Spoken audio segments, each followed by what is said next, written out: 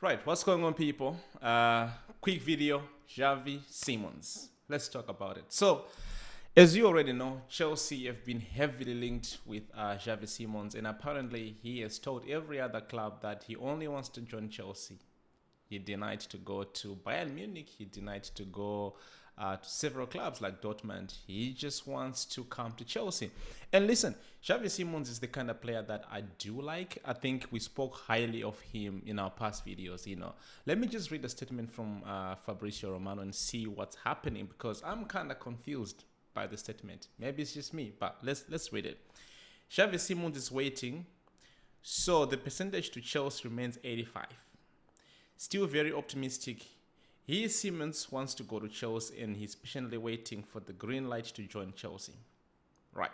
Now, there are two things that are confusing me right now because first of all, they say it's 85%. Now, 85% of what? The deal almost done? Or 85% that the deal will happen? I don't know. It could be the same thing, but I don't know what the 85% is. Are we 85% closer or are we 85% optimistic that it will happen? I don't know. But here's the thing. Let me speak about Xavi Simons for a second, probably being repetitive of the things that I've already said with him. Listen, he's the kind of guy that can offer, that break line pass. Like he's very good in terms of having that pass that no one is expecting. And we saw when we play against Crystal Palace, even when we went back to the last season, every game that we lost points to, it was always the low breaking, like low block team, right? Now, when you have a player like Xavi Simons in your team, you are at least have a percentage higher to break those lines. Like, when we play a low block team, he's able to dribble through two or three players in one time. So maybe him playing from the wing, him playing as a 10, even him playing as a false 9, I don't know whether he's played that before. I'm just assuming, with the talent that he has and also the type of coach Maresca is, he might use him in different positions, and hence why I'm putting him in different positions. I know he can be an 8, he can also be a 10, but I think he can help our team to break the low block teams because every time, like I said, every time we struggle in the Premier League, it's always against a team that plays a low block. If you give us a team that holds possession like a Liverpool, like an Arsenal, we might lose, but we won't struggle as much as we struggle against teams like Nottingham Forest, Crystal Palace. We always seem to struggle a lot. Now, having Xavi Simons at the same time can also help us, giving players like Cole Palmer much more freedom. Why? Because every time Cole Palmer does good things, it's always on the right side. And I want to see him there. Listen, we can debate it to say we have Estevao now. We saw what he did last game against Crystal Palace. Probably one of our best players on the pitch with the time that he was on the pitch. But having Xavi Simons coming to the club, you can also move Cole Palmer to the right side more often and then rely on Xavi Simons being as a 10 because Cole Palmer is very good when he plays off the wing. I'm not saying he's bad being played as a 10 or in the middle of the park. Is still good as well. But like I said, if you're playing a low block team, you want someone that crosses good balls into the box. You also want someone that can dribble from the wing into coming to the 18 area, 16 area box, which he can do. So yeah, Xavi Simons, I like him. I wish we could do this deal. But I'm gonna raise a question. As much as we want Xavi Simons to come to Chelsea, with what it's going on with our back line right now, with Tosin being injured as well. Again, we don't know for how long. And Cole getting injured as well. We don't know how long. Pretty much maybe for the rest of the season.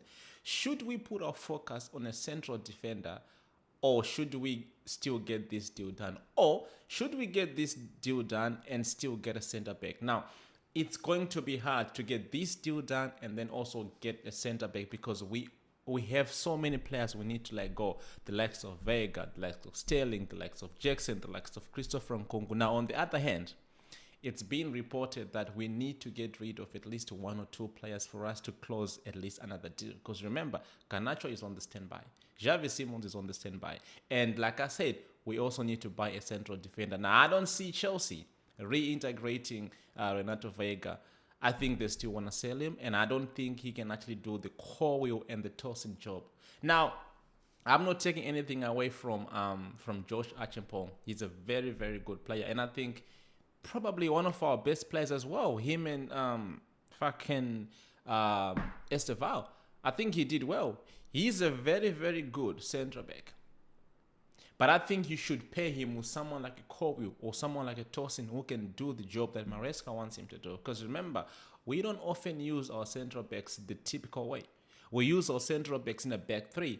So when you do that, right, you need someone like a Kobe who can make the pass. Someone who, like a Tosin who can make that breaking line pass into the midfield. From the midfield, then you can push your midfielders like Enzo Fernandez a little further forward so that you can have more bodies up front. Now, I don't think Achimpong is at a level right now where he is able to do that, even though I said he's a good player, and I'm not taking anything away from you. And let's not forget that he's also 18 years old. So you kind of have to be patient with him, give him time. The same way I just said Estefao is good. Again, he's still an 18-year-old kid, and you gotta integrate them nice and slow. Don't put too much pressure on them. Now, on the other hand, with what we want to achieve this season, we have to sort of put pressure on them as well, because they're still professionals. And when we lose games, we're not gonna just say 18-year-olds. We're just gonna say the whole Chelsea team. So